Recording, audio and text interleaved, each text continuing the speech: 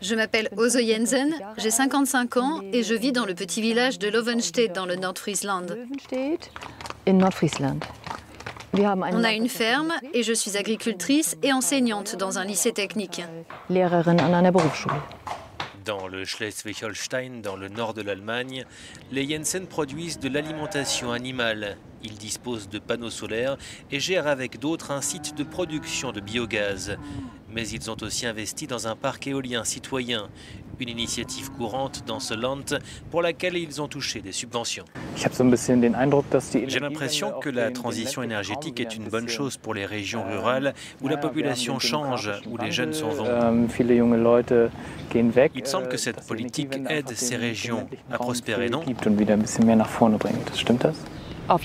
Oui, c'est évident. La transition énergétique encourage énormément la création d'emplois, ici, sur la côte ouest.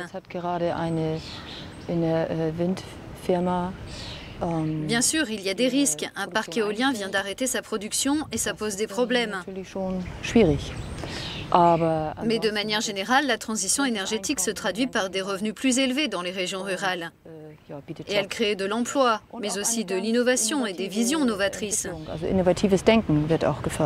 Qu'est-ce que le nouveau gouvernement pourrait faire de plus pour rendre cette transition encore plus efficace et plus profitable à tous ?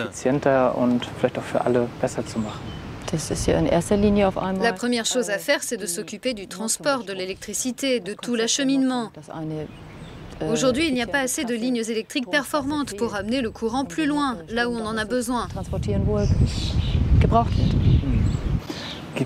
Avez-vous la possibilité d'utiliser les énergies que vous produisez, l'électricité et le biogaz sur place, dans votre village par exemple ? C'est un autre problème. L'usage de l'électricité directement sur les sites où elle est produite reste limité. Je suis certaine, en tout cas je l'espère, que des plans sont prévus pour améliorer ça. Ça serait vraiment génial si on avait des bornes de charge pour les voitures électriques dans notre village, ou si on pouvait directement utiliser l'électricité que nous produisons. Nous sommes ici dans votre ancienne salle de traite à côté de l'étable. C'est très calme. Il n'y a pas de vaches. Pourquoi ? On a dû se séparer de nos vaches il y a quelques semaines. On en a vendu une 50aine à une autre exploitation. On a pris cette décision en famille. Mon mari et moi, on a 55 ans.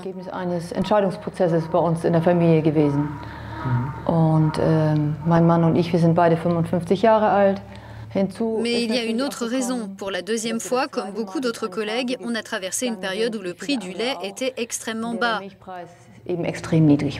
Pour être honnête, le prix était catastrophique.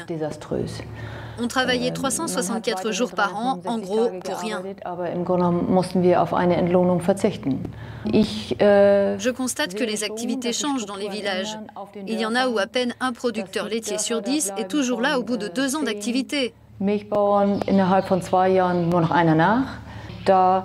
Je crois que les responsables politiques doivent s'occuper de ça en lançant des programmes de financement très concrets, en particulier pour ce qui concerne les animaux de pâturage.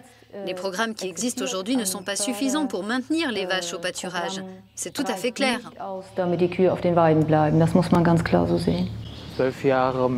Les 12 ans de mandat de Mme Merkel, est-ce qu'ils ont été bénéfiques pour l'Allemagne ? Je ne peux pas imaginer qu'une seule personne puisse être responsable de tout, même si on a l'impression qu'elle contrôle tout. Mais je ne crois pas que l'Allemagne soit allée dans la bonne direction. Même dans nos petites villes, des campagnes, on voit qu'il y a de plus en plus de divisions. À l'époque de mon enfance, on ne voyait jamais de gens qui mendiaient dans la rue. En particulier, ces derniers temps, à la fin de son mandat, il y a de plus en plus de gens qui basculent dans la pauvreté. C'est absolument inimaginable dans un pays prospère comme le nôtre.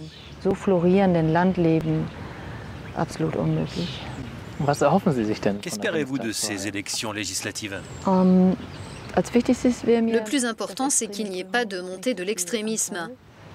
Et peut-être que l'on évite une nouvelle grande coalition. Parce que je crois que cette recherche de compromis ne nous mène qu'aux mêmes choses du passé, à l'ennui, à la monotonie.